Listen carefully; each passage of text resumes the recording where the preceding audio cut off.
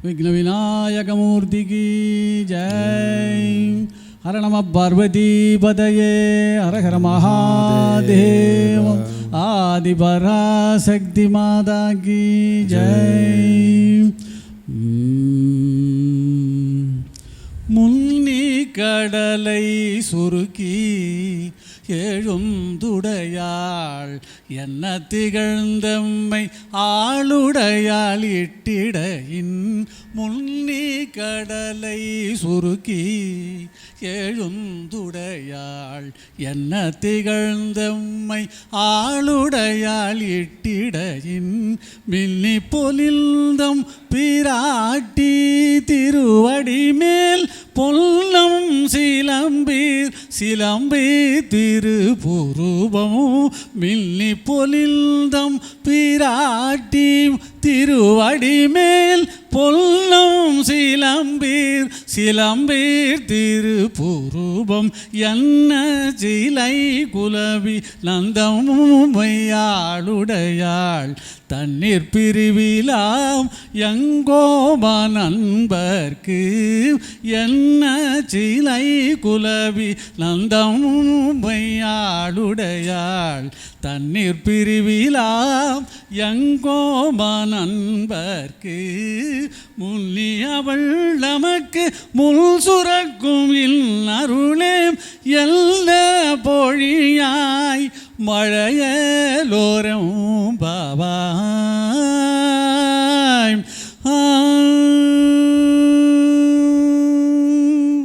திருச்சிற்றம்பலம்.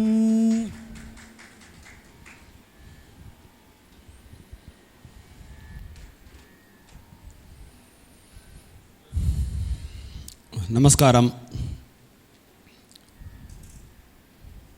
அனைவருக்கும் இனிய நற்காலை வணக்கங்கள்.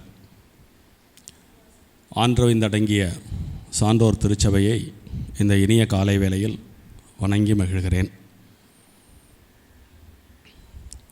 உங்கள் எல்லாருக்கும் தெரியும், ஸ்ரீவத்சத்தில் ஸ்ரீவத்சம் ஸ்வராலயா, ஸ்ரீவத்சம் பக்த மண்டலி, ஸ்ரீவத்சம் ஸ்டேஜ் கிரியேஷன்ஸ் அப்படின்னு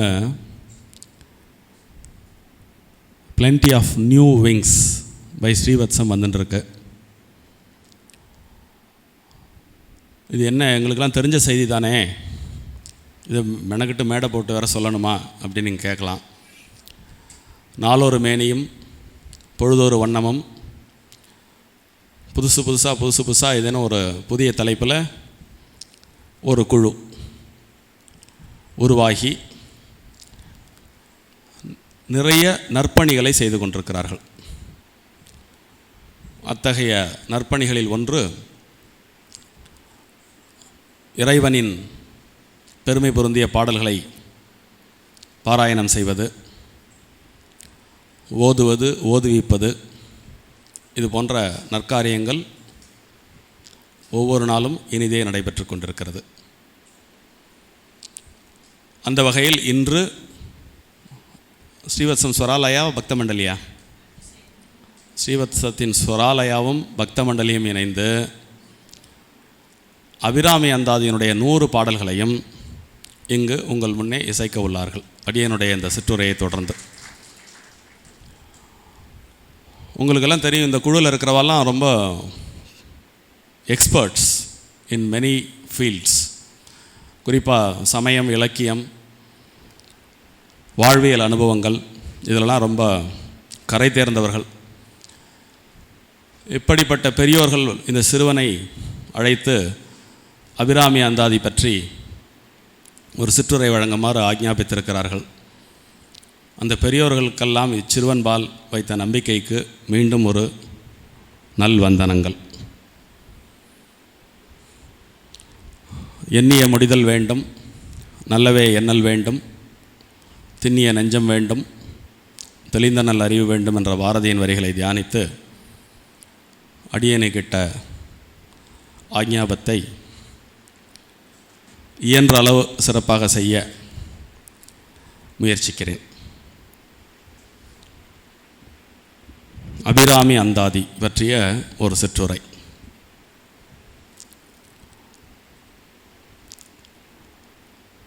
அபிராமி அந்தாதி என்றவுடன் உங்கள் அனைவருக்கும் ஒரு அற்புதமான பாடல் நினைவுக்கு வரும்.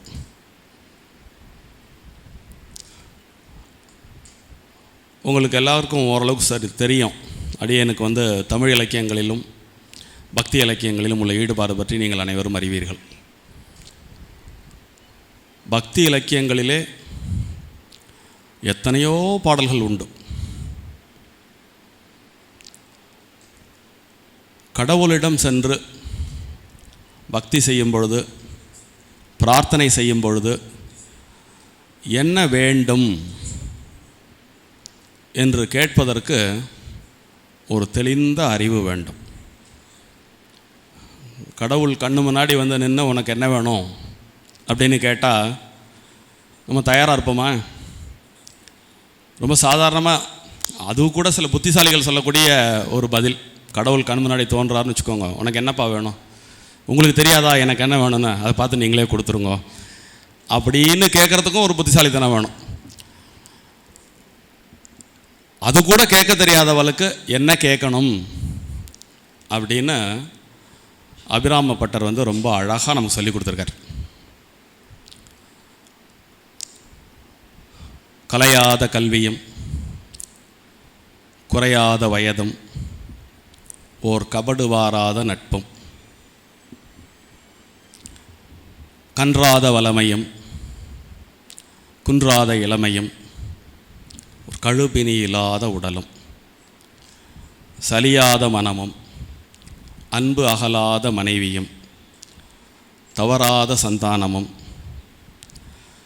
தாழாத கீர்த்தியும் மாறாத வார்த்தையும்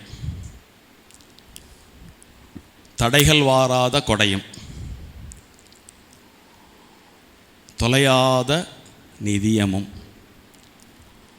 கோணாத கோலும் ஒரு துன்பமில்லாத வாழ்வும் துய்ய நின் பாதத்தில் அன்பும் உதவி பெரிய தொண்டரடு கூட்டுக்கண்டாய் அழையாடி அறிதுயிலும் மாயனது தங்கையே ஆதி கடவோரின் வாழ்வே அமுதீசர் ஒரு பாகம் அகலாத சுகபாணி அருள்வாமி அபிராமியே. நான் எனக்கு தெரிஞ்ச நட்பு வட்டாரத்தில் உள்ளவங்களுக்கும் எனக்கு ரொம்ப வேண்டியப்பட்டவங்களும் ரொம்ப இக்கட்டான சூழ்நிலையில் எனக்கு ஏதேனும் ஒரு பிரார்த்தனைக்கு வழி சொல்லுங்கள் என்று கேட்டால் இந்த பாடலை பாராயணம் செய்யுமாறு சொல்வது அடியானின் வழக்கம். இந்த ஒரு பாட்டு ஒரு மனிதருடைய வாழ்க்கையை சகல விதத்திலும் மேம்படுத்த வல்லது. இந்த 16 பெற்று பெருவாழ்வு வாழ்க அப்படிங்கிற ஒரு சொற்றொடர் எப்போ நமக்கு தெரியாது. ஆனால் இந்த பாட்டில் இவர் முன் வச்ச விஷயங்கள் 16. பின்னாடி நம்ம அதை கொஞ்சம் விரிவாக பார்க்கலாம். தனம் தரும், கல்வி தரும், ஒரு நாளும் தளர்வறியா மனம் தரும், தெய்வ வடிவம் தரும், நல்லெண்ணெய் எல்லாம் தரும் அன்பர் என்பவர்க்கே, கனம் தரும் பூக்குழலால் அபிராமி கடைக்கண்களே. ஒரு மனிதருடைய வாழ்வை சகல விதத்திலும் மேம்படுத்த இந்த 2 பாக்களை பயிற்சி செய்தால், உள்வாங்கினால் அது போதுமானது. இந்த அபிராமி அந்தாதி எழுதிய இந்த பாட்டு நாம் பாடினதுக்கு இன்னொரு காரணமும் உண்டு. நம்ம எல்லாம் கொஞ்ச காலத்துக்கு கந்தபுராண சொற்பொழிவு கேட்டோம். இங்கே கந்தபுராணத்தில் சிவனுடைய அட்டவீரட்டங்களில் ஒன்றான காலசம்ஹாரம் நிகழ்ந்த இடமாக காஷி சேத்திரம் வரும். இந்த ஆதி கடவுரின் வாழ்வே அப்படின்னு ஒரு வார்த்தை சொல்கிறார் இல்லையா அந்த பாட்டில். அதனால் இந்த திருக்கடவுர்லேருந்தே வரலாம் அப்படின்னு இருக்கேன். தமிழகத்தில் ஒவ்வொரு ஊர்லேயும் இந்த புராணங்களை தனதாக்கி கொள்வதற்கு ஒரு முயற்சி நடக்கும். அது ஒன்றும் தப்பும் கிடையாது. இந்த முயற்சிகளை செய்பவர்கள் யார் அப்படின்னு பார்த்திங்கன்னா பெரும் பக்தர்கள், தொழிலாக கொண்ட கவிஞர்கள். இவங்க சொல்லி வச்சுட்டு போயிட்டாங்கன்னா அது நிரந்தரம், அவங்க வாயில் வந்து கொடுத்தனா அது நிரந்தரம். ஆதி கடவுரின் வாழ்வே. ஆதி கடவுர், கடவுர்னு சொல்ல வேண்டியதானே. ஏன் ஆதி கடவுர் அப்படிங்கிற ஒரு வார்த்தையில் வருது அப்படின்னா, உங்களுக்கெல்லாம் தெரியும், தேவர்களுக்கும் அசுரர்களுக்கும் அமிர்தம் கொடுப்பதற்காக பார்க்கடல் கடைந்த பொழுது இது ஒரு ஆதி காலத்திலிருந்து வழங்கப்பட்டு வரும் புராண கதைகளில் ஒன்று. அமிர்தம் வந்தது. அந்த அமிர்தத்தை ஈசன் எடுத்து ஒரு குடத்திலே வைத்து விட்டார்.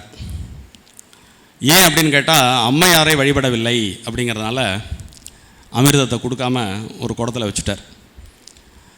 அந்த அமிர்தம் தாங்கிய குடமே ஒரு லிங்கமாக மாறிவிட்டது. அந்த கடம் என்றால் அந்த அமிர்தம் இருக்கக்கூடிய குடம். ஸோ அமிர்த கட ஈஸ்வரர் அப்படிங்கிற பேர் வந்து அதனால தான் திருக்கடவுரில் அவருக்கு வந்தது. கடம் இருந்த ஊர் ஆகையால் கடவுர். திரு என்ற அடைமொழியை சேர்த்து திருக்கடவுர். ஸோ அந்த திருக்கடவுரில் இருக்கக்கூடிய அந்த சுவாமிக்கு பெயர் அமிர்த கடேஸ்வரர். அமிர்தம் கடத்திலிருந்து ஈஸ்வரனாக ஆகியதால் அமிர்த கடேஸ்வரர். ஸோ அப்போது அந்த அம்பாலை உடனே அங்கே பிரதிஷ்டை பண்ணி அபிராமி அம்மையை வழிபட்ட பிறகே அந்த அமிர்தம் மற்றவர்களுக்கு கிடைத்தது அப்படின்னு ஒரு திருக்கடவுர் தலபுராணம் சொல்லும். திருக்கடவுரில்தான் சிவனின் அட்டவீரட்டங்களில் ஒன்றான காலசம்ஹார மூர்த்தியினுடைய வதம் நடந்ததாக புராணங்கள் குறிக்கும். மார்கண்டேயனுக்கு என்றும் 16 வழங்கிய ஊர் அப்படின்ற ஒரு செய்தியும் நம்முடைய புராணங்களில் வரும். இந்த அபிராமி அந்தாதியிலேயே பல இடங்களில் வந்து அவர் அதை தெரிவிக்கிறார். தேவரும் முனிவரும், மார்கண்டேயர் அவர் முனிவர் அப்படிங்கிறார். ஸோ அவங்க எல்லாருக்கும் அருள் புரிந்த அம்மை என்ற வகையில் திருக்கடவுர் புராணத்தில் திருக்கடவுரின் மகாத்மியங்கள் அபிராமபட்டரால் பேசப்படும். சரி, யார் இந்த அபிராமபட்டர்? இவருடைய காலம் என்ன? சரியாக இன்றைக்கு 300 ஆண்டுகளுக்கு முன்பு தஞ்சாவூரில் வந்து பார்த்தீங்கன்னா சரபோஜி நாயக்க மன்னர்களுடைய ஆட்சி நடைபெற்ற பொழுது கிபி 1675க்கும் 1725க்கும் இடைப்பட்ட காலத்தில் இந்த கதை நிகழ்ந்த ஆண்டாக வரலாற்றியலாளர் வந்து 1721லேருந்து 1725க்கு இடைப்பட்ட அந்த காலகட்டத்தில் நடந்ததாக சில வரலாற்று அறிஞர்கள் சொல்லுவர். திருக்கடவுர் பற்றி நம்ம சொல்லிட்டோம். அங்கே அம்மையும் உண்டு, அப்பரும் உண்டு. அபிராமி அம்மையும் அமிர்த கடேஸ்வரரும். அதனால் பாரம்பரியமாக கௌசிக கோத்திரத்தில் இறைவனை வழிபட்டு இறைவனோட தொடர்பை ஏற்படுத்திக் கொள்வது மட்டுமல்லாமல், அந்த காலத்தில் வந்து சாக்த வழிபாடு அப்படிங்கிறது ஒரு குறிப்பிட்ட வழிபாடாக தொடர்ந்து இருந்து வந்தது. அது பாரம்பரியமாகவே வரக்கூடிய ஒரு பாரம்பரியமிக்க குடும்பத்தில் கௌசிக கோத்திரத்தில் அமிர்தலிங்க ஐயர் அவருக்கு மகனாக சுப்பிரமணியன் என்ற இயற்பெயருடன் திருக்கடவுரில் பிறந்தார். அந்த குடும்பமே வந்து பார்த்தீங்கன்னா அவளுக்கு வந்து தமிழிலும் புலமை உண்டு, சமஸ்கிருதத்திலையும் புலமை உண்டு, சாக்த வழிபாட்டில் ஈடுபாடு உண்டு. சாக்தம்னா நிறைய பேர் வந்து வீட்டில் ஒரு விக்கிரகம் வச்சு வழிபடுற ஒரு வழக்கமும் உண்டு, தினமுமே கோயிலில் போய் வழிபடக்கூடிய வழக்கமும் உண்டு. இவங்க திருக்கடவுரில் அந்த கோவிலுக்கு அருகாமையிலேயே இருந்ததுனால இந்த குடும்பம் டெய்லி போய் அபிராமி அம்மையை வழிபடுவதை ஒரு வழக்கமாக கொண்டிருந்தார்கள். ஸோ இந்த சுப்பிரமணியம் என்ற இவர் வந்து கேள்விகளில் சிறந்து தமிழிலும் சம்ஸ்கிருதத்திலும் பாண்டித்தியம் பெற்று லலிதா சஹஸ்ரநாமம், சௌந்தர்யலகரி எல்லாம் டெய்லி பாராயணம் செஞ்சு நிறைய திருக்கடவுரில் உள்ள கள்ளவாரண விநாயகருக்கு ஒரு பதிகம் பண்ணியிருக்கார், அமிர்த கடேஸ்வரருக்கு பதிகம் செஞ்சுருக்கார், அபிராமி அம்மைக்கு அந்தாதியாக எழுதியிருக்கார். ஸோ இது இப்படி போயின்னு இருக்கு. மிகப்பெரிய பக்திமானவர். அபிராமியை எல்லா பாகமும் பார்க்க வல்ல ஒரு மிகப்பெரிய அகத்தூண்டுதலையும் அகக்காட்சியையும் பெற்றவர். எதை பார்த்தாலும் அதற்குள்ளே அபிராமியை காண்பார். அபிராமியை காணும் பொழுது இந்த அகில உலகத்தையே காண்பார். ஸோ அதனால் அவரை பார்த்தா பித்தர் அப்படின்னு எல்லாரும் சொல்லுவார். குறிப்பாக மறையோதும் அந்தணர்களே உங்களுக்கு தெரியும், பல்வேறு விதமான கொள்கை பிடிப்புள்ளவர்கள் உண்டு. வைதிக பிராமணர்கள் உண்டு, பாகவத பிராமணர்கள் உண்டு, வேத பிராமணர்கள் உண்டு, வைஷ்ய பிராமணர்கள் உண்டு. இப்படி எல்லா விதமான பிராமணர்களும் சேர்ந்தது தான் ஒரு அக்ரஹாரம். ஸோ அந்தணர்கள், எல்லா அந்தணர்களுக்கும் காமனாக ஒரு சில பழக்க வழக்கங்கள் உண்டு. உதாரணத்துக்கு திரிகால சந்தியாவந்தனம் அப்படிங்கிறது எல்லாருக்கும் பொதுவானது. ஸோ இதில் எந்த பிரிவும் கிடையாது, எல்லாருமே அதை கடைபிடிக்க வேண்டிய அவசியம் உண்டு. அதனால் இந்த எல்லா பிரிவு அந்தணர்களும் இவருடைய இந்த சாக்த வழிபாட்டு பேரில் அவளுக்கு ஒரு சின்ன ஒரு அவர்ஷன். ஏன்னா எப்போ பார்த்தாலும் இந்த மனுஷன் பித்து பிடிச்ச மாதிரி திடீர்னு போகிறார், திடீர்னு அங்கே இது பண்ணிட்டு இருக்கார், யாரோடையும் பேச மாட்டேங்கிறார், யாராவது வணக்கம் வச்சா வணக்கம் வைக்க மாட்டேங்கிறார், ஒரு பாட்டுக்கு ஏதோ ஒரு பிரம்ம பிடிச்ச மாதிரி இருக்காரே அப்படின்னு சொல்லிட்டு அவர் பேரில் ஆரம்பத்தில் கொஞ்சம் சொல்லி பார்த்தா கேட்கல. இவர் உண்டு, ஒரு வேலை உண்டுன்னு இருப்பார், எங்கே போனாலும் அங்கே மூழ்கிடுவார் அப்படியே. ஸோ அவர் பித்தர் அப்படின்னே ஒதுக்கி வைக்க ஆரம்பிச்சிட்டான். ஒருபடி மேலே போய்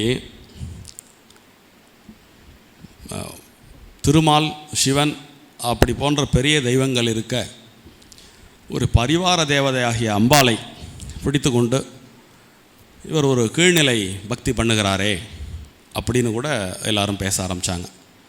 ஆனால் சிவத்தை உணர்ந்தவர்கள், பார்க்கும் எல்லாவற்றிலும் பரத்தை உணர்ந்தவர்கள் எதை பற்றியும் கவலைப்பட மாட்டாங்க.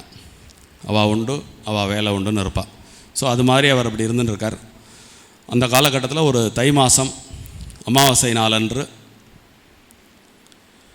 சரபோஜி மன்னர் பூம்புகாரில் கடலாட வந்தார்.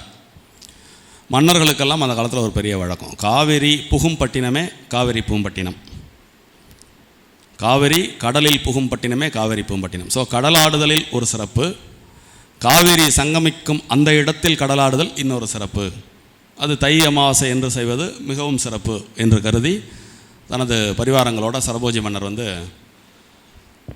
பூம்புகாருக்கு வருகிறார்.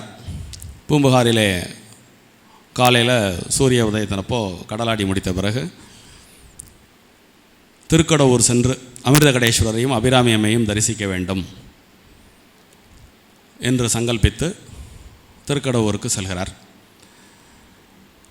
அமிர்தகடேஸ்வரரை தரிசித்துவிட்டு அபிராமி அம்மையை தரிசிக்க வரும் காலையில்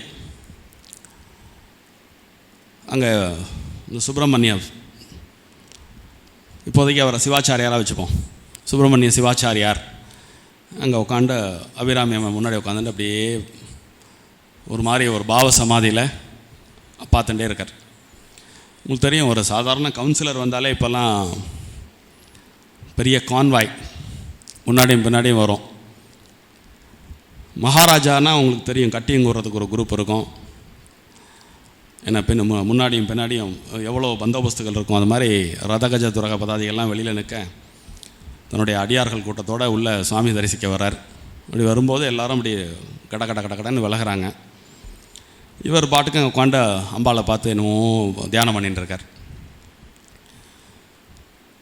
அவர் ராஜாவுக்கு அவரை பார்த்து ஒன்றும் கோபம்லாம் வரல, யாரோ ஒரு மகான் தன்னை மறந்து உட்காந்து சுவாமி சேவிச்சுட்டு இருக்கார் அப்படின்னு அவர் ரொம்ப ரைட் ஸ்பிரிட்டில் தான் எடுத்துக்கிறார்.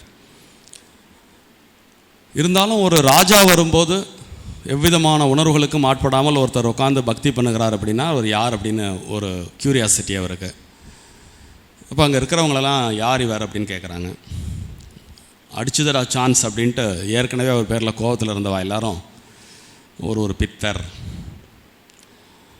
அவர் தெரியாதனமாக அந்தணர் குலத்தில் பிறந்துட்டார், அந்தணர்கள் கடைபிடிக்கக்கூடிய எதையும் கடைபிடிக்காமல் சாக்த வழிபாடு என்ற பெயரில் துர்தேவதை வழிபாடு செய்யக்கூடிய ஒரு துன்மார்க்கர் அப்படின்னு ஆளுக்கு தோணினதெல்லாம் அவரை பற்றி சொல்லிடுவாங்க. அவர் அப்பயும் ராஜா மனசில் அப்படி ஒரு எண்ணம் ஏற்படவே இல்லை. அவர் உள்ளே போகிறார், அபிராமியை கண்குளிர தரிசனம் பண்ணிவிட்டு வெளியில் வரார். இவர்கிட்ட பேசணும்னு அவருக்கு ஒரு ஆசை. கிட்ட வந்து ஏதாவது ஒன்று கேட்கணும் இல்லையா? என்ன கேட்குறது? ஒருத்தர்கிட்ட பேசணுன்னாக்கா என்ன பேசுகிறதுங்கிறதுல சில சமயம் ஒருத்தர் பேரில் ரொம்ப ஒருத்தரை பார்த்தோன்னே பிடிச்சி போயிடும். பேசுகிறதுக்கு ஒரு முகாந்திரம் வேணும். என்ன பேசுகிறது ஏது பேசுகிறதுங்கிறதுல நிறைய பேருக்கு எப்பொழுதுமே ஒரு குழப்பம் உண்டு. மகாராஜாவுக்கே அந்த குழப்பம் உண்டு அப்படிங்கிறது இந்த கதையிலேருந்து தெரிய வருது. இவரை பார்த்துட்டு என்ன பேசுகிறது, நீங்கள் யாருன்னு கேட்குறதா இல்லை நான் யாருன்னு சொல்கிறதா?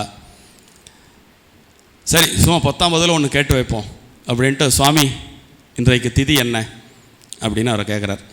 இவர் இந்த உள்ள அப்படியே பரமானந்த பெருவழியில் அப்படியே ஆனந்த அனுபவிச்சுட்டு இருக்கார். அப்படியே பொதுவாகவே சக்தி வழிபாடு என்பது ஒளி பொருந்தியது. நீங்கள் அறிவியல் ரீதியாகவுமே இந்த பிரபஞ்சத்தினுடைய தோற்றம் ஒன்றுமில்லா பெருவெளியிலிருந்து திடீரென்று வெடித்து இந்த பிரபஞ்சம் கிளம்பியதுன்னு தான் அறிவியலே சொல்கிறது. பரிபூரணமான இருளிலிருந்து ஒன்றுமில்லாத ஒன்றிலிருந்து வெடித்து கிளம்பியது பிரபஞ்சம் அப்படின்னு அறிவியலே சொல்கிறது. நம்முடைய ஆன்மீக சமயமும் அதை தான் சொல்கிறது. ஒன்றுமற்ற பரவெளியிலிருந்து சக்தி வந்தது, அசையாத பரவெளியிலிருந்து அசையும் சக்தி வந்தது. அசையாத பரவெளி இருள் என கொண்டால் அசையும் சக்தி ஒளி என கொள்ளப்படும். இப்போ நீங்கள் இந்த இடத்துல வந்து இந்த தத்துவத்தையும் நீங்கள் நோக்கி பார்க்கணும். அன்றைக்கி திதி அமாவாசை, இவர் சக்தி வழிபாடு பண்ணின்னு இருக்கார். அம்பிகையை பார்க்குறார், கண்ணை மூடி அம்பிகையை பார்த்தா அவருக்கு ஒரே ஒளி வெள்ளம். மகாராஜா அவரை கேட்ட உடனே, இன்னைக்கு சுவாமி இன்றைக்கு திதி என்ன அப்படின்னு கேட்ட உடனே பரிபூர்ணமான பௌர்ணமி அப்படிங்கிறார். ஏன்னா அவர் உள்ளத்தில் எதை பார்த்தாரோ அதுவே அவராக மாறி இன்றைக்கு திதி பௌர்ணமி அப்படின்னு சொல்லிடுவார். அது வரைக்கும் பொறுமையாகவும் மரியாதையும் பார்த்துன்ற மகாராஜாவுக்கு கோபம் வந்துடுறது. இன்றைக்கி அமாவாசை இவெல்லாம் இவரை பற்றி சொன்னால் பித்தர்னு சொன்னால்,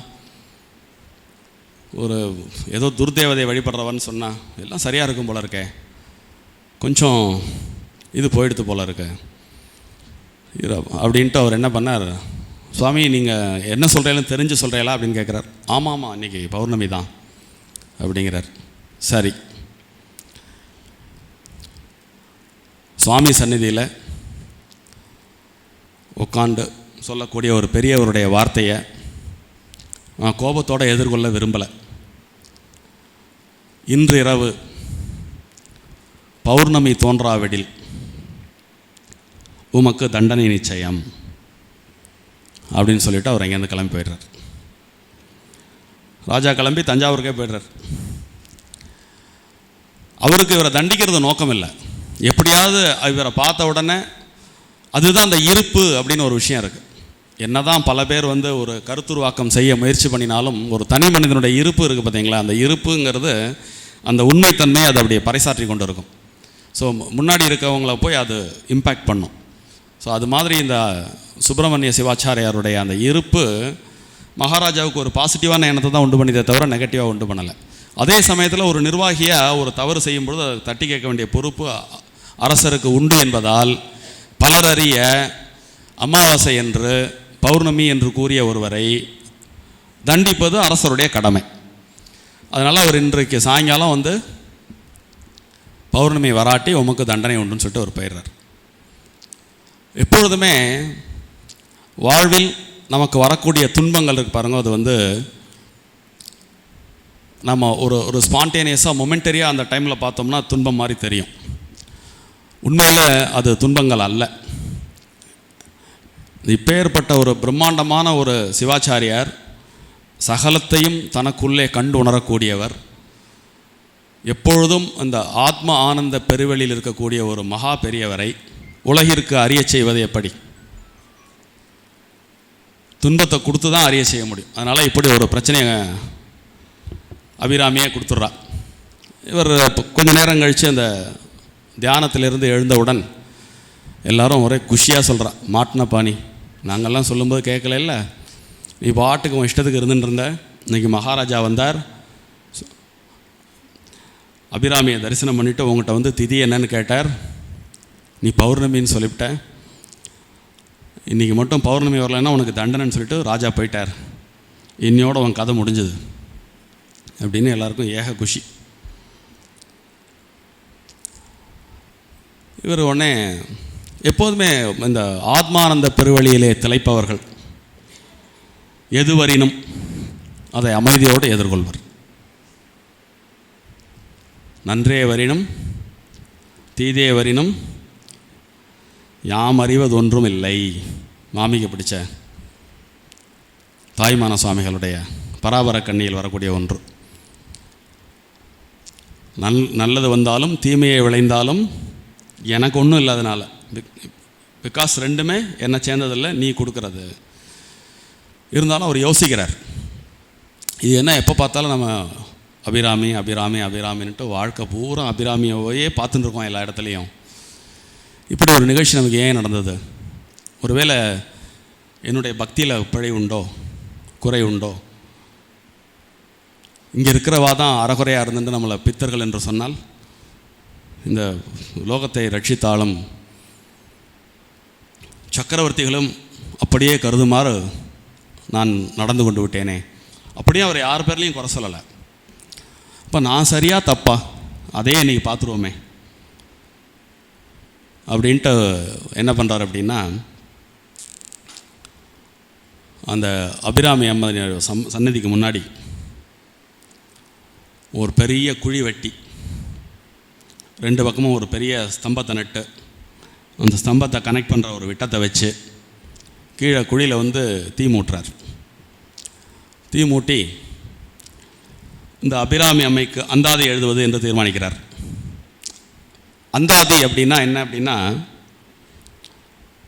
முதல் அடியின் அந்தம் அடுத்த அடியின் ஆதியாக வருவது. அதனால தான் அந்தம் ஆதி. இப்போது அபிராம பட்டர் எழுதிய அந்தாதி எப்படின்னு கேட்டிங்கன்னா, முதல் பாடலின் இறுதி அடுத்த பாடலின் ஆதியாக வரும். ஸோ அது மாதிரி 100 பாடல்கள் வந்து இந்த அந்தாதி என்ற யாப்பில் அமைக்கப்பட்டு பாடப்பட்ட ஒரு அற்புதமான செயல். ஒரு காப்பு, 100 அந்தாதி, ஒரு பலசுருதி. ஸோ 102 செய்யுள் கொண்ட ஒரு பெரும் தொகுப்பு அபிராமி அந்தாதி. அதை அவர் இந்த மாதிரி ஒரு சூழலில் பாடுவதற்கு முனைகிறார். ஒரு அந்த உரி அடிக்கிறதுக்கு நம்ம 2 கம்பை நட்டு நடுவில் ஒரு விட்டம் வைப்போம் இல்லையா, அந்த மாதிரி ஒரு 2 சைடும் பண்ணிவிட்டு நடுவில் ஒரு பெரிய குழி வெட்டி அதில் தீ மூட்டுறார். தீ மூட்டி 100 உரி கொண்ட ஒரு பாத்திரம் அதை நடுவிலே உட்காந்து ஒவ்வொரு பாட்டாக பாடுறார். அவரே என்ன சொல்கிறார், ராஜா என்ன தண்டனை கொடுக்கறது, நான் இந்த 100 பாட்டு பாடுறேன், இந்த 100 பாட்டுக்குள்ளே வந்து அம்பாள் தோன்றி இன்றைக்கு பௌர்ணமி ஆக்கலைன்னா நான் என்னை தீக்கிரையாக்கி கொள்கிறேன் அப்படின்ட்டு கீழே தீ மூட்டிட்டு அந்த 100 உரி கொண்ட ஒரு இதில் உட்காந்து அரிகண்டம் அப்படின்னு சொல்லுவாங்க. அந்த அரிகண்டத்தில் பல வகை உண்டு.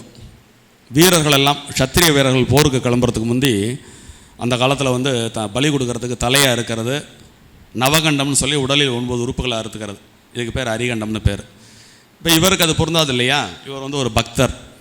இவர் என்ன பண்ணுறார், அரிகண்டமாக என்ன சொல்கிறாருன்னா, நான் அப்படி உட்காந்துக்கிறேன், 100 பாட்டு பாடுறேன், ஒவ்வொரு பாட்டு முடியும் போதும் ஒரு உரியை அறுத்துருவேன். இந்த 100 பாடல்களுக்குள்ள அம்மையார் தோன்றி அருள் கொடுக்காவிடில் நான் இருந்தேன்ன, நான் வந்து தீக்கரையாயிடுறேன். ஸோ நான் சரியானவன் இல்லைங்கிறதுக்கு அது ப்ரூஃப் அப்படிங்கிற மாதிரி தனக்குத்தானே ஒரு சேலஞ்ச் அவர் ஏற்படுத்திக்கிண்டு, யாரும் அவர்கிட்ட சொல்லலை, அவராக ஏற்படுத்திக்கிறார். அதை அந்த இதில் போய் உக்காண்டுக்கிறார். அவர் பாருங்க, கவிஞர்களுக்கு உண்டான குசும்பு. அன்றைக்கி அமாவாசை தானே, முதல் பாட்டு ஆரம்பிக்கும் போதே உதிக்கின்ற சங்கதீர் அப்படின்னு ஆரம்பிப்பார். முதல் பாட்டு இப்படியே ஒவ்வொரு பாட்டாக பாடுவார், ஒவ்வொரு உரியாக அறுப்பார். அப்படியே போயின்னு இருக்கு. 78 பாடல் வரைக்கும் இன்னும் எந்த விதமான மூமெண்ட்டும் இல்லை. 79வது பாடலில் விழிக்கே அருளுண்டு அப்படின்னு ஒரு பாட்டு, ரொம்ப அருமையான பாட்டு. அதாவது இந்த அபிராமப்பட்டருடைய வாழ்க்கை வரலாறுக்கு கிடைக்கக்கூடிய தரவுகள் வந்து ஒரு சில கல்வெட்டுகள், சரபோஜி மன்னருடைய கான்டெம்பரரி லைஃப், அது இல்லாமல் நீங்கள் அபிராமி அந்தாதியவே நம்ம படித்தோம்னா ஒரு சில இந்த நம்ம இந்த ஒரு ஸ்டோரி வருது இல்லையா, இந்த ஸ்டோரியினோட சில நிகழ்வுகளை நீங்கள் அதில் பொருத்தி பார்க்கலாம். இந்த 79வது பாடலில் கிட்டத்தட்ட அம்பாளை மிரட்டுவார் அவர். விழிக்கே அருள் உண்டு, அபிராமி வள்ளிக்கு வேதம் சொன்ன வழிக்கே வழிபட நெஞ்சுண்டு, எமக்க வழி கிடப்ப பழிக்கே உழன்று வெறும் பாவங்கள் பல செய்து பாவக்குழிக்கே அழுந்தும் கயவரோடு என்னை சேர்த்தனையோ அப்படின்னு கேட்பார். விழிக்கு உன்னுடைய விழிக்கு அருள் உண்டு, அபிராமவல்லிக்கு வேதம் சொன்ன வழிக்கே விழிக்கே அருளுண்டு, அபிராமவல்லிக்கு வேதம் சொன்ன வழிக்கே வழிபட நெஞ்சுண்டு, எமக்க வழி கிடப்ப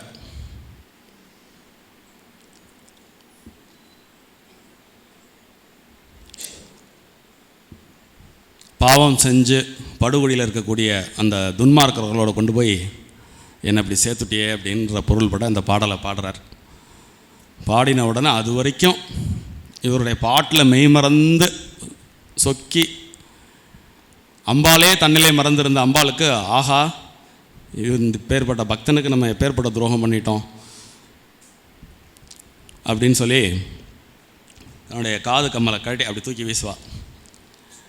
அப்படி வீசின உடனே அப்படியே பௌர்ணமியாக அப்படி ஜொலிக்கும்.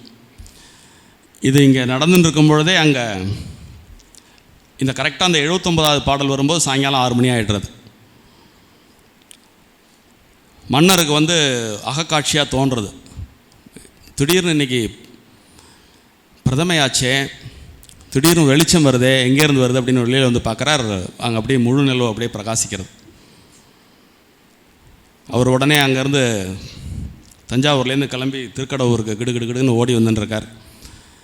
அம்பாள் இவர் முன்னாடி தோன்றி, அந்தாதி பாடுறதுன்னு முடிவு பண்ணிட்டேன், 79 பாட்டு பாடியாச்சு, இன்னும் ஒரு 21 பாட்டையும் பாடி முடிச்சிடும் அப்படின்னு சொன்னோன்னா, அதுக்கு பிறகு அந்த 79வது பாடல் 80வது பாடல்லேருந்து நீங்கள் இன்றைக்கெல்லாம் பாட போகிற உற்று கவனித்து பாருங்க. இந்த டிரான்சிஷனை அந்த பாடல்களில் நீங்கள் பார்க்கலாம். இந்த டிரான்சிஷனை 79 பாடல் முடிஞ்சு 80வது பாடலேருந்து 100வது பாடல் வரைக்கும் இந்த அம்பாளுடைய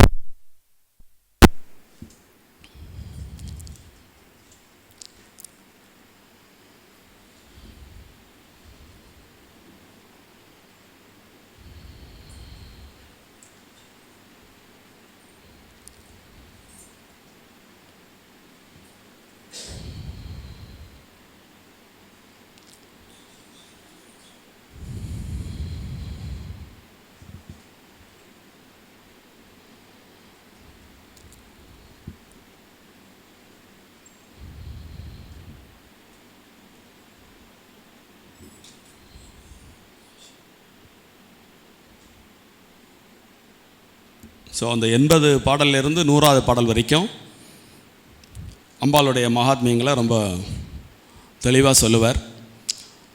இந்த 100 அபிராமி அந்தாதி பாடல்களில் தேவார மூவரின் கருத்துக்களும் மாணிக்க வாசகருடைய திருவாசகத்தின் கருத்துக்களும் ஆங்கங்கே இடம்பெறுவதை நீங்கள் கவனிக்கலாம். இந்த 100 பாடல்களில் அம்பாளுக்கு எத்தனை விதமான பெயர் உண்டோ, பல புராண செய்திகள், இப்படி இந்த அபிராமி அந்தாதி அப்படிங்கிறது ஒரு பெரிய அறிவு சுரங்கம். அவர் ஒரு கடுமையான சூழலில் பாடினா கூட அது ஒரு மிகப்பெரும் வாய்ப்பாக அவர் எடுத்துக்கொண்டு கிட்டத்தட்ட இந்து மத சாரத்தையே இந்த 100 பாடல்களுக்குள்ளே அவர் அடக்கியிருப்பார். அதனால் இன்றைக்கி பாராயணம் பண்ணுறவா கேட்குறவா பெரும் கொடுப்பினை பெற்றவர்கள். ஸோ பௌர்ணமி வந்த உடனே எல்லாம் சரியாச்சு, அம்பாளுடைய அனுகிரகம் கிடச்சிது. அவர் இறங்கி மீண்டும் போய் அபிராமி அம்மையை ஸ்தோத்திரம் பண்ணியிருக்கிற நேரத்தில் ராஜா சேர்ந்துட்டார். என்னை மன்னிச்சிருங்கோ, ஏதோ தெரியாமல் சொல்லிட்டேன் நீங்கள் எப்பேற்பட்ட ஒரு பெரிய மகான் அப்படிங்கிறத அம்பாளே காமிச்சு கொடுத்துட்டா. அதனால் நான் வழங்கக்கூடிய கொடைகளை நீங்கள் தவறாமல் பெற்றுக்கொள்ள வேண்டும் அப்படின்னு சொல்லிட்டு அவர் சில ஒரு கொடைகள் வழங்குகிறார். அவர் முதல்ல மறுக்கிறார். மறுத்த உடனே அவர் சொல்கிறார், இது உங்களுக்குன்னு நீங்கள் எடுத்துக்க வேண்டாம், எனக்கு நன்னா தெரியும், உங்களை மாதிரி இறை உணர்வு பெற்றவர்கள், அம்பாளையே அகக்காட்சியாக கண்டவர்கள், சக்தியின் மறு உருவாக திகழ்பவர்கள், சாதாரண பொருள்களுக்கு நிச்சயமாக நீங்கள் மயங்க மாட்டீர்கள் என்பது எனக்கு தெரியும். இது உங்களுக்கு கொடுக்கப்பட்ட கொடை அல்ல. நீங்கள் செய்யும் நற்காரியங்களுக்கும் உங்கள் வழி தோன்றும் சந்ததியருக்கும் உபயோகமாக இருக்க அடியேன் சில கொடைகளை வழங்க உத்தேசித்துள்ளேன், தயவு கூர்ந்து ஏற்றுக்கொள்ள வேண்டும் அப்படின்னு மகாராஜா விண்ணப்பிக்கிறார். விண்ணப்பித்த பிறகு ஒரு மாதிரி ஒத்துக்கிறார். இப்போ இன்றைக்கும் இந்த கல்வெட்டுகள் பார்க்கலாம். அதாவது திருக்கடவூர் வட்டம், பக்கத்தில் ஆக்கூர் வட்டம், திருவிடைக்கழி வட்டம், செம்பன் செய் கோயில், செம்பனார் கோயில் இருக்கு இல்லையா, செம்பன் செய் கோயில் வட்டம், இது மாதிரி ஒரு சில இடங்களில் ஒரு சில பல வேலிகள் நிலம் வழங்கி ஒரு வேலிக்கு இவ்வளவு அப்படின்னு அவருக்கு கொடுத்துருக்கார். இன்றளவும் அந்த கொடை அந்த குடும்பத்திற்கு போய் கொண்டிருக்கிறது. அந்த குடும்பத்திற்கு பாரதி அப்படின்னு ஒரு பட்டமும் அவர் கொடுக்குறார். அபிராம பட்டர் அப்படிங்கிறத சரபோஜி மன்னர் இந்த நிகழ்ச்சியின் பொழுது தான் அவருக்கு வழங்குகிறார். ஸோ இன்றளவும் நீங்கள் பார்க்கலாம், அந்த திருவிடைக்கழி, செம்பனார் கோயில், ஆக்கூர்லாம் தாந்தோன்றீஸ்வரம்னு ஒரு கோயில் இருக்குது. நிறைய பழைய காலத்து கோயில். இன்றளவும் அதில் கல்வெட்டுகளெல்லாம் நீங்கள் பார்க்கலாம். இந்த திருக்கடவுருடன் தொடர்புடைய செய்திகள் நிறைய இப்போ நான் சொன்ன சில கோயில்களிலிருந்து தான் கிடைக்கிறது. இந்த மாதிரி ரொம்ப ஒரு அற்புதமாக இந்த அற்புதம் நிகழ்ந்த பிறகு அபிராமப்பட்டர் உலகளாவில் போற்றப்பட்டார். அவருடைய அபிராமி அந்தாதி மிகவும் போற்றப்பட்டு இன்றளவும் வெகுஜன மக்களால் விரும்பி பாராயணம் செய்யப்பட்டு வரக்கூடிய ஒரு அற்புதமான ஒரு விஷயம். இப்போ நம்ம அவர் சொன்ன அந்த 16 செல்வங்களை மீண்டும் ஒரு முறை பார்க்கலாம். எப்படி ஒரு கடவுள் முன்னாடி போய் நின்று என்ன கேட்கணும், எப்படி கேட்கணும். இப்போ நான் அந்த வரிசையாக அந்த 16ஐயும் வருஷப்படுத்துகிறேன். அதை தாண்டி ஏதாவது யாருக்காவது ஒரு விருப்பம் இருந்தால் சொல்லுங்க, புதுசாக அதுக்கப்புறம் வச்சிடலாம். கலையாத கல்வியும், இந்த ஒவ்வொரு வார்த்தைக்கும் தனித்தனியாக வியாக்கியானம் பண்ணலாம். அக்வயரிங் நாலேஜ் இருக்கு பாருங்க, அந்த நாலேஜ் பாசிங் கிளவுட் மாதிரி மறைஞ்சிடக்கூடாது. வள்ளுவர் சொன்ன மாதிரி கற்பனை கற்று அதன் வழி நிற்றல் எப்பொழுது பாசிபிள் அப்படின்னு கேட்டிங்கன்னா, கலையாத கல்வி இருந்தால்தான். எதை கற்கிறோமோ அந்த கல்வி ஆழ்ந்த கல்வியாக நம்மிடம் இருந்தால்தான் கற்றல் வழி நம்மால் நிற்க முடியும். குறையாத வயதும், முடியக்கூடாதுங்கிறார் ஆயுஸ், போயிட்டே இருக்கணும். கலையாத கல்வியும் குறையாத வயதும், ஒன்றோட ஒன்று தொடர்புடையது. இந்த 16ஐயும் நீங்கள் பார்க்கும்பொழுது ஒன்றுக்கொன்று தொடர்புடைய, சும்மா ஏதோ இரலவெண்ட்டாக ஏதோ ஒன்று கேட்கல. ஒரு கபடு வாராத நட்பு. கலையாத கல்வி இருக்குது, குறையாத வயது இருக்குது, சுற்றிலும் கபடு உள்ள நட்பு இருந்ததுன்னா அந்த வாழ்க்கையை அனுபவிக்க முடியாது. அதனால் அப்படி அந்த கேட்குறதுல அப்படி ஒரு இன்டாக்டாக அற்புதமாக கேட்குறாரு. கபடு வாராத நட்பும் கன்றாத வளமையும்.